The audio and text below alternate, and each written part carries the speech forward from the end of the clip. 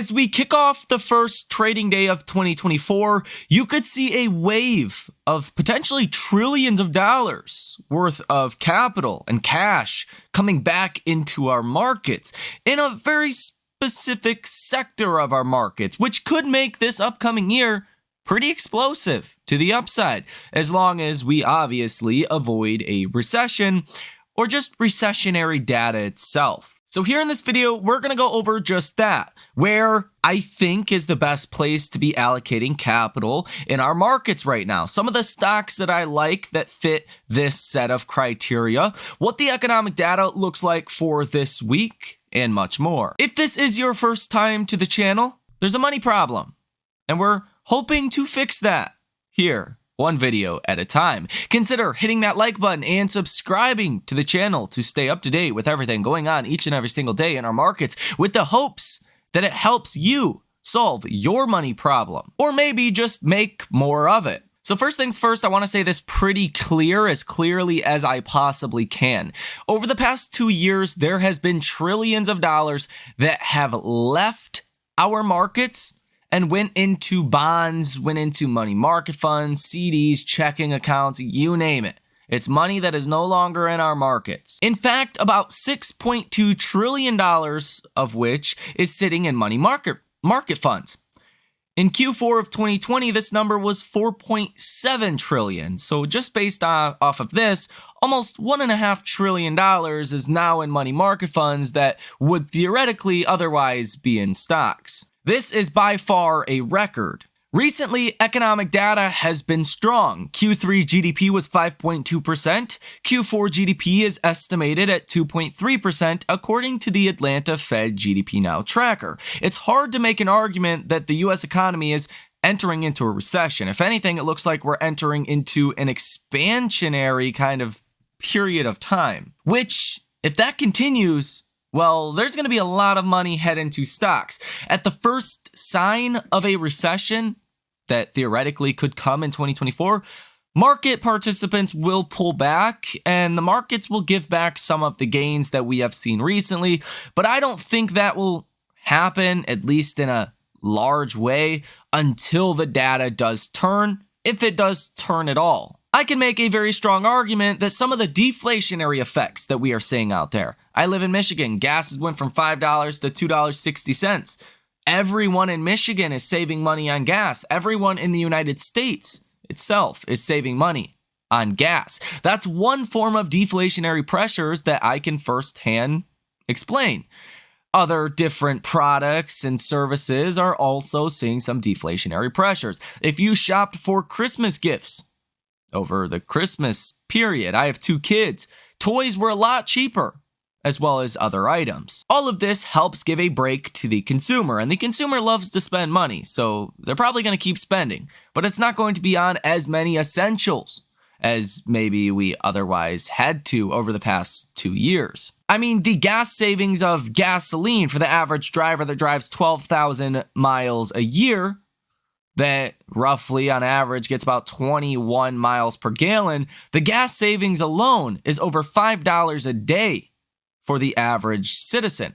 That equates out to about 200 million drivers on the road in the US. That's about $500 billion of savings that consumers are likely to see in 2024. That could spur more activity. That could spur more buying of products and services.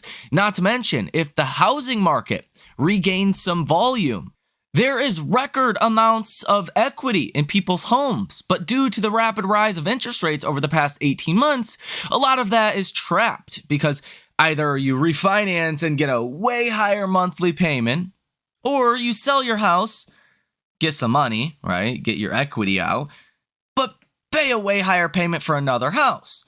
Currently, markets are pricing in 7 rate cuts for 2024 to put rates at about 3.5% to 3.75% by December 18th, 2024. This should allow for people to sell their homes, buy new homes, and have more money potentially to spend in the economy. So for me personally, I can come to a much better bull thesis on why the economy does not enter a recession in 2024 than I can the economy does enter a recession. Hopefully that makes some sense. Oh, and I forgot to mention this. Household debt service payments as a percentage of disposable personal income.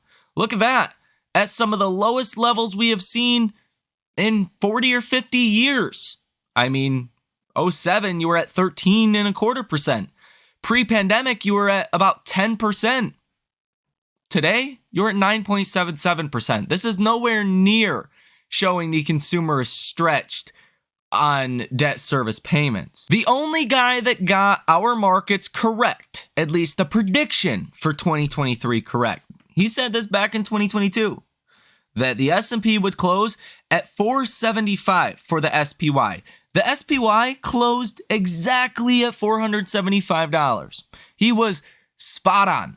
Tom Lee believes that this upcoming year, small caps could rally 50% as interest rates fall, as the economy avoids recession, and as more money enters back into our markets. It is also worth noting that about 75% of hedge fund managers underperformed the S&P in 2022. In 2023, 65% of fund managers underperformed the benchmark S&P 500. So what you're likely to see happen in the first couple of weeks of 2024 is money managers, fund managers saying, hey, guys, we underperformed big time the last 2 years. Who's going to benefit from rates going lower if we avoid a recession, which looks likely? It's small, mid-cap stocks, really just interest rate sensitive names. Those names are not Apple, Microsoft, Google, Amazon. Those are not the stocks that are going to see the capital inflows. It's small caps, mid caps, interest rate sensitive names. A name like a Tesla, a name like a SoFi, a Fubo, a Palantir, a DraftKings, PayPal. These stocks, your average stock, if you will, probably excels here in the next couple of weeks as capital gets allocated to these names. And I wouldn't be surprised, although this is not my base case, I wouldn't be surprised if money actually comes out of big tech and into some of these other areas as well. So in theory, you could see the S&P or the triple Qs really not do much, kind of trade sideways, whereas the rest of the markets do really well. And notice how I keep coming back to a recession.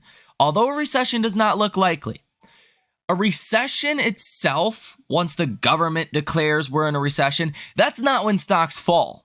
Stocks fall when the data starts to suggest or support we're heading into a recession. The data has not done that yet, so stocks have not fallen yet. If that does happen, stocks will start to fall, and I will get a little bit more bearish on our markets. But right now, the bull thesis is way too strong. So here is your trading calendar for this upcoming week. I highly recommend you guys use this. It's a completely free tool. Keep you up to speed on everything that's going on around the world. It's tradingeconomics.com/calendar. Absolutely free again. So for Tuesday, we really don't have much. You do have construction spending month over month for November, expecting that to be positive about 0.5%, but nothing too crazy here. Some bond auctions, nothing too crazy. Wednesday, you're going to have JOLTS job openings expected to come in about 100,000 higher than last month at 8.85 million. ISM manufacturing at 41.1. Expected to be a little bit of a boost from last month's number of 46.7. The FOMC minutes come out at 2 p.m. on Wednesday, and that's pretty much it for your Wednesday. For Thursday, you're going to get challenger job cuts, expecting 63,000. ADP employment change expected to be a little bit better than last month's number of 103,000. We're expecting 113,000. So that would actually be really good for the thesis of avoiding a recession. And that's pretty much it for Thursday. Friday is your big data. You will get non-farm payrolls. We're expecting this number to fall from last month's number of 199,000 to 163,000. The historical average for the United States economy is 160,000 jobs. Anything above 100,000 is likely okay and pretty good. Anything higher than 160,000 is just fine. Stocks would love that. If we start to go under 100,000 though, that's where the markets might start to say, we could go negative for monthly job gains.